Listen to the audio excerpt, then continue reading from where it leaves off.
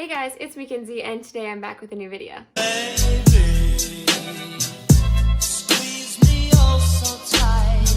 If you guys are new here, my name is Mackenzie. I am a 1L. I make weekly content about law school. I post every Monday. So if you guys are new here, please don't forget to hit that subscribe button down below. And if you do end up enjoying this video, give it a thumbs up and comment down below and let me know if you're applying to law school this year or if you plan on waiting or if you're already in law school. Let me know. Okay, so today's video is going to be something that I've wanted to film for a while. This video is just to give you guys some relief if you guys are struggling with your LSAT and your GPA. If you guys haven't seen, I posted a video back in December of last year, so almost a whole year ago, where I got my second LSAT score back and I wasn't happy with it. You could tell in the video that like I was happy that I raised it from my score before, but it wasn't where I wanted it to be. On the deadline, actually, so March, I think it would have been like March 15th or something, I was like, you know what? I'm gonna do it. The worst they can do is tell me no. And I ended up getting waitlisted. They took the full 8 weeks, I wanna say, to get back to me, and they did waitlist me, which was fine because I did apply on the deadline, so obviously there's probably not gonna be any seats left even if you had great stats. Like, that's just how it works if you apply so late. And so I kind of lost hope. I was like, I'm not going to get in. It's fine, whatever. And then we got down to July. Oh, I cannot remember the exact date. I want to say like July 11th, maybe. I actually got a phone call, and I actually didn't even see that I got a phone call, but then I saw that I had a voicemail, so I listened to it. And it was the assistant dean of admissions, and he offered me a seat. My biggest worry when I got my LSAT score back, though, is I was trying to find people that got into law school with a low LSAT score. And when I say low, I mean it's an average LSAT score. It's not average for my school. It's not even close to my school average, but it is average in terms of what an LSAT is. I want to say either 49th percentile, 50th percentile, or 51st percentile.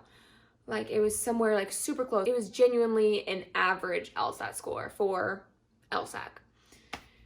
So I was a little bummed because it wasn't anywhere near my school. So I was looking at videos to see people's experiences, what they had, how they got into law school, and everyone that kept saying like, oh, I got in with a low LSAT was like 160. I'm like, okay, it made me feel worse about my score because I'm like, I already feel bad about my score, and then these people are saying, oh, I did so bad, I got a 160. When in reality, that would have been amazing for me, and I would have loved to get a 160. But so the moral of the story is you can get into law school with a low LSAT. The kicker is typically you have a higher GPA. I did not. I was above it. I want to say I was maybe I was a little above the 25th percentile of my law school's 25th percentile GPA.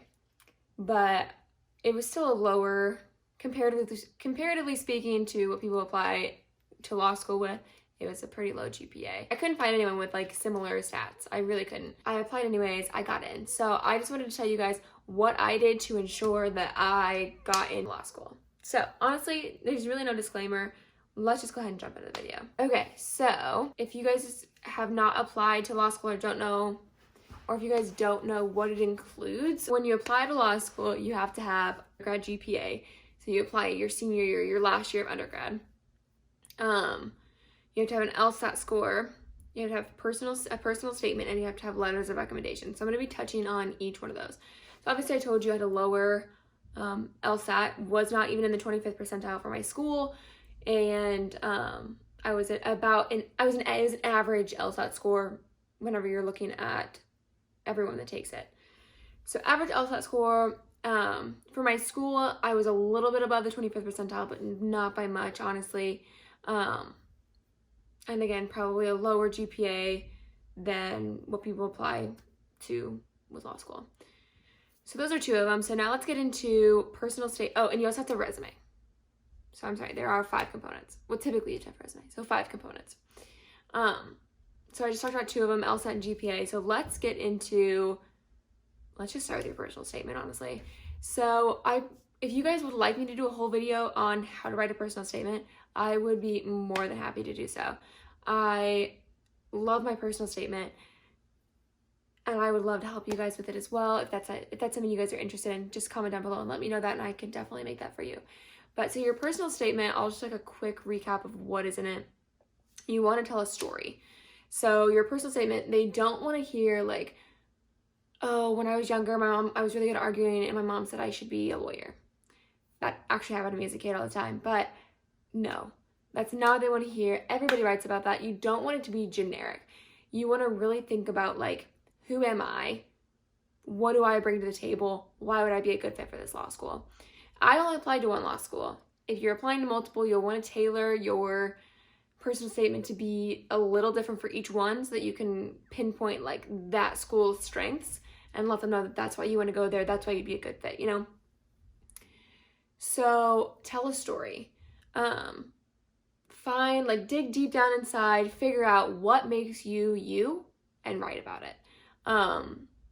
Again, I can go into much more detail about this, but in a whole video if you guys would like. But your personal statement is so important in your law school application. It's so important.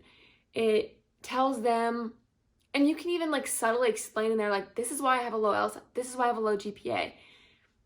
You don't want to flat out say, I have a low LSAT because, but you can hint in there as to why you have the low LSAT or the low GPA or both or whatever. It's such an important piece, and it tells them who you are, and it shows them why they should accept you and why they want you to be a part of their program. Resume. So I've known for a long time that I wanted to go to law school. I've known that forever. When I was a freshman in college, I got a job at a law firm, or I got a job at a corporate's law office, and I just worked as like a file clerk. I labeled files, I cleaned up file cabinets, I organized, I threw away files that needed to be thrown away, all that kind of stuff. Wasn't a very fun job by any means, and then eventually I applied for another job at an actual law firm. In that company I was able to go, so I started off as a file clerk there as well. And then slowly attorneys started to give me a little bit more responsibility, added on like bookkeeping and everything like that. And then eventually I became a attorney's assistant. So throughout college, I had multiple jobs and altogether worked a little over full-time most weeks. And then in March, I ended up just taking a full-time job at this firm. So I worked there as an attorney's assistant. So needless to say, my resume was full of law experience. Altogether, that puts me at about 3 years of law experience. Obviously, that's not much, but going into law school, that's extremely helpful. I worked full-time in undergrad, so on my resume, I made sure to include how many hours I worked at each job on average each week. And so that makes my personal statement showed that I worked full-time, showed that I was balancing full-time work with full-time school. So that was a good way for me to show that. But yeah, so resume was full of law experience, which is great to have if you can get in with a law firm, even if it's just part-time. I recommend if you can get into a law firm to try and get some law experience there. Again, even if it's just super, super small, it looks good on a resume. And then the final piece is your letters of recommendation. I had 4, I believe. Yeah. So law school I applied to, you had to have at least one from a professor. I was online, so it was very difficult for me to find a professor that would actually write one for me. So she wrote me one.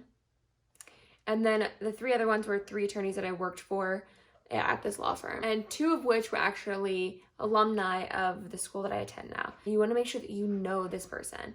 So obviously in the case of having a professor do it, like I didn't know her that well, but obviously she felt comfortable enough writing me a letter of recommendation. The other 3 I know and have known for a while. I definitely think it's beneficial to know these people on a personal level. Again, 3 of mine were attorneys that I worked for, so they were able to explain what I've done in the firm and how it's benefited me and how it will continue to benefit me in law school and how it would make me a good fit in law school. So again, it goes along with the resume of like trying to get a job in law. You could, if you have a job in law, make sure to utilize those connections you have to get letters of recommendation. Letters of recommendation, again, are so important. And when I got waitlisted, I sent on a letter saying that I accept my position on the wait list. And with that, I actually asked another lawyer to write me another letter of recommendation. It's very important to have good letters of recommendation. If your letters of recommendation aren't good, or they're half done, or they're just like not honestly really personable, it's not going to look as good. Moral of the story is, yes, your LSAT and your GPA are important. Your LSAT is arguably more important than your GPA. But you can't count out the other 3 factors: your personal statement, your letters of recommendation, and your resume. Those 3 things aren't necessarily as important as your LSAT, but they can make up for having a low LSAT and a low GPA. Just be you. Like, don't lie about anything. Don't make anything up. But know that you can still get into law school even if you have a low LSAT and a low GPA. Also, wait lists are not the end of the world. Wait lists are still, it doesn't mean it's not a no. You can have a yes, a no, or a wait list. A wait list is better than a no because it means that they want you. You wouldn't be put on a wait list for a school if they didn't want you to attend their school. It could honestly just come down to they want you, they just don't have the seat available until other people decide. Because what'll happen is people will pay deposits at multiple schools because you have a seat deposit, and they will pay those deposits at multiple schools and then decide right before they get accepted where they want to go. So it could be possible that like a week before classes start that you get an email saying, or a call or whatever, saying that you've been accepted. Never count out a school just because you were put on the wait list. But yeah, so everything that goes into a law school application is very important. Don't rule anything out just because you have a low LSAT and a low GPA. Try. So if you guys did enjoy this video, please give this video a thumbs up. Don't forget to subscribe down below if you guys want to stick around for some more LSAT and law school content. And comment down below and let me know when you guys are applying for law school, or if you're already in law school, let me know. And I will see you guys in next week's video. Bye. Baby, squeeze me oh so tight.